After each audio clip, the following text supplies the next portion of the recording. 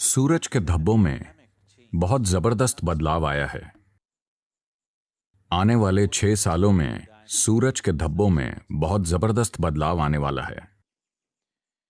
तो जब भी सूरज में या सूरज जिस तरह से काम करता है उसके पैटर्न में ऐसे बदलाव होते हैं, तो हमेशा ये पाया गया है कि मानव चेतना में असाधारण बदलाव आता है। लेकिन ये कोई निर्देशित बदलाव नहीं है, ये कोई नियंत्रित बदलाव नहीं है। बदलाव ऐसे होंगे जैसे पूर्णिमा या अमावस्या के दिन, इन दिनों में मनुष्य के अंदर कुछ बदलाव हो रहे हैं। ज्यादातर लोग उस पर ध्यान नहीं देते, लेकिन ऐसा हो रहा है। अगर आप मानसिक रूप से कमजोर होते तो आप इसे स्पष्ट रूप से नोटिस करते। जो लोग किसी वजह से मानसिक तौर पर असंतुलित हैं, वो उस दिन खुद को ज्यादा असंतुलित पाते हैं। तो ऐसा हो रहा है। लेकिन जो लोग ध्यानमय हैं वो और ज्यादा ध्यानमय हो जाएंगे।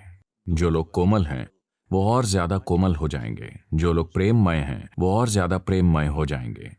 जो लोग पागल हैं वो और ज्यादा पागल हो जाएंगे। तो ये एक तरह की तीव्रता लाएगा, लेकिन ये दिशा नहीं देता। अगर आप पूरी तरह अपने आसपास की शक्तियों की दया पर हैं, तो आप बहुत अस्थिर होंगे। ऊपर नीचे पूरा समुद्र उठ रहा है, तो आपको लगता है कि इस शरीर में कुछ नहीं हो रहा।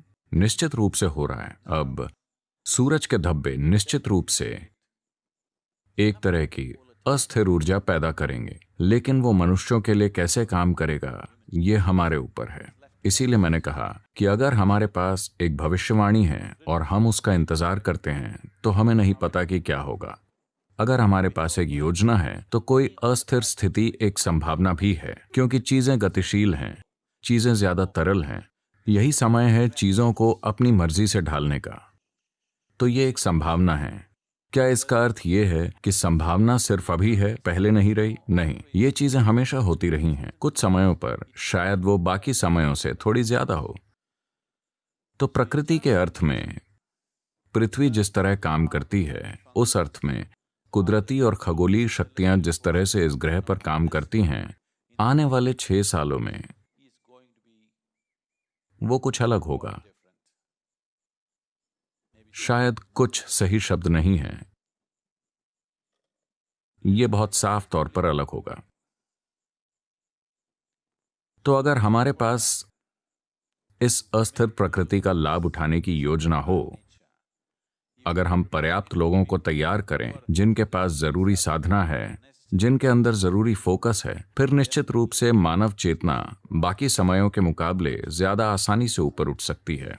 उस तरह से ये कुछ ज्यादा अनुकूल है। लेकिन हमें समझना होगा कि ये कुछ ऐसा है, अगर हवा बहती है,